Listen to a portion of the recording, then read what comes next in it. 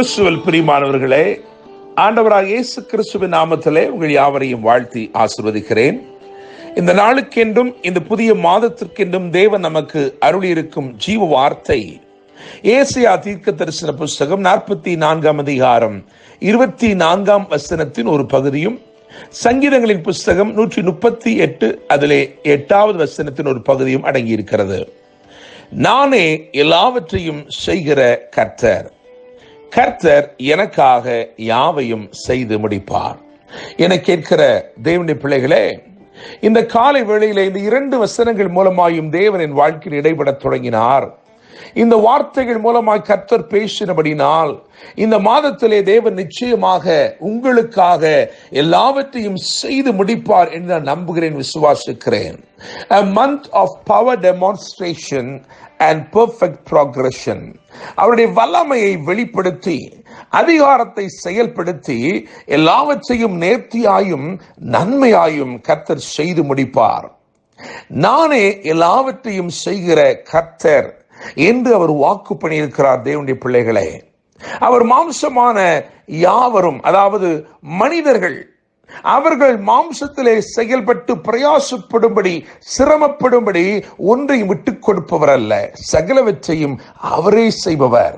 இந்த மாதத்தில் நீங்கள் செய்து முடித்தீர்கள் என்று சொல்லக்கூடாதபடிக்கு சகலவற்றையும் அவரே உங்களுக்காய் செய்து முடிக்கிறவராய் தம்மை வெளிப்படுத்துகிறார். தேவனுடைய பிள்ளைகளே, ஏசாயா 44 அதிகாரத்திலே எல்லாவற்றையும் செய்கிற தேவன் என்று எழுதியிருக்கிறதே, இங்கே நான் கவனிக்கும் பொழுது ஒரு 7 காரியங்களை பிரதானமாய் வேதம் வரிசைப்படுத்துகிறது. கர்த்தர் எல்லாவற்றையும் நமக்காக நிச்சயமாய் செய்து முடிப்பார். இந்த வசனங்களை கவனிங்கள். ஏசாயா 44:24 மற்றும் சங்கீதம் 138:8.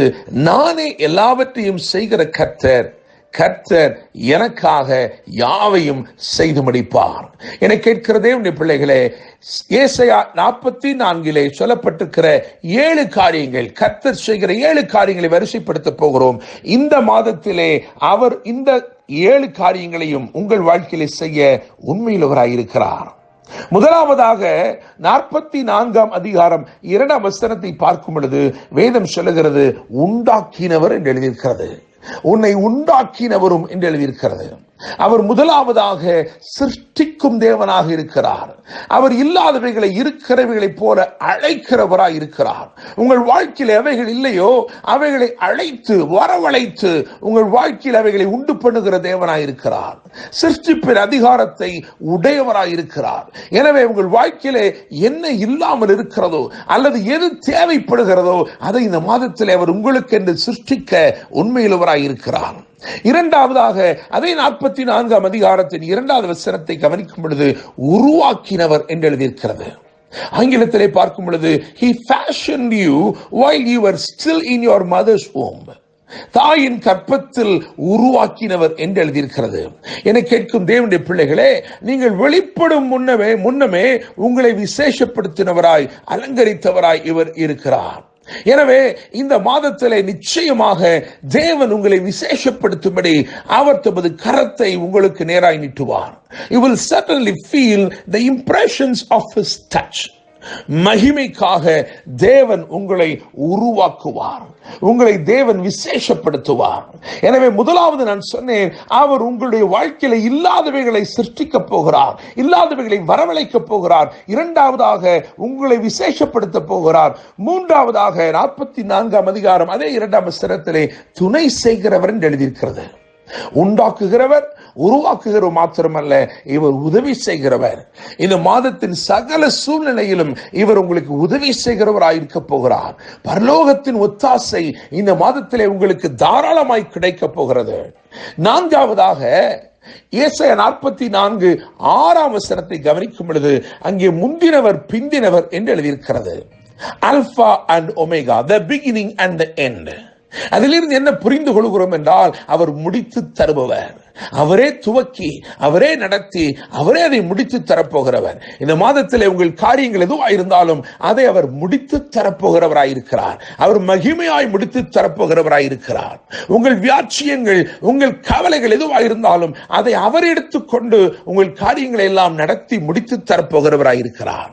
ஐந்தாவதாக 44 அதிகாரம் 24 வசனத்தில் வாசித்தோமே, அதை கவனிக்கும் பொழுது அதன் கடைசி பகுதியில் எழுதியிருக்கிறது, நான் ஒருவராய் வானங்களை விரித்து நானே பூமியை பரப்பினவர். உங்கள் வாழ்க்கையிலே எவைகளை விரிக்க வேண்டுமோ அவைகளை விரித்து, எதை பரம்பச் செய்ய வேண்டுமோ அதை பரம்பச் செய்வார்.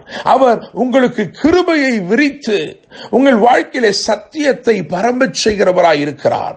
He will cause you to spread out and expand. நிச்சயமாய் ஒரு விரிவாக்கம் உங்கள் வாழ்க்கையிலே கடந்து வரும், ஒரு விசாலம் உங்கள் வாழ்க்கையில் நிச்சயமாய் கடந்து வரும். அவர் ஒருவராகவே இவைகளெல்லாம் உங்கள் வாழ்க்கையிலே செய்கிறவராய் இருக்கிறார். ஆறாவதாக 44 அதிகாரத்தில் 25வது வசனத்தை கவனிக்கும் பொழுது, ஞானிகளை வெட்கப்படுத்தி அவர்கள் அறிவை பைத்தியமாக பண்ணுகிறவர் என்று எழுதியிருக்கிறது.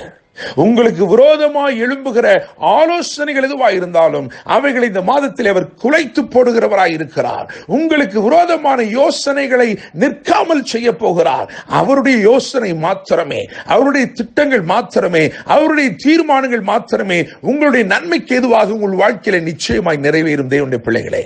ஏழாவதாக 44 அதிகாரம் அதில் 26வது வசனத்தை கவனிக்கும் பொழுது, அவர் உங்கள் வார்த்தைகளை நிலைப்படுத்தி உங்கள் ஆலோசனை நிறைவேற்றி உங்களுக்கு நன்மை செய்கிறவராய் இருக்க போகிறார். என கேட்கிற தேவனுடைய பிள்ளைகளே, இந்த மாதத்திற்கு என்று கர்த்தர் கொடுத்திருக்கிற ஜீவ வார்த்தையை நினைத்து பார்க்கும் பொழுது, நானே எல்லாவற்றையும் செய்கிற கர்த்தர் மாத்திரமல்ல, கர்த்தர் எனக்காக யாவையும் செய்து முடிப்பார். God perfects everything that concerns me. என கேட்கும் தேவனுடைய பிள்ளைகளே, இந்த மாதத்திலே கர்த்தர் அருளின வார்த்தையின்படி அவர் எல்லாவற்றையும் உங்களுக்காய் செய்கிற கர்த்தராய், யாவையும் உங்களுக்காய் செய்து முடிக்கிற கர்த்தராய் வெளிப்பட்டு இந்த மாதத்திலே ஒரு பவர் டெமான்ஸ்ட்ரேஷன், ஒரு பெர்ஃபெக்ட் ப்ராக்ரஷன் இவைகளை உங்கள் வாழ்க்கையில் ஏற்படுத்தி உங்களை ஆசீர்வதிப்பாராக. என்றும் அன்புடன் pastor Daniel Moses. God bless you.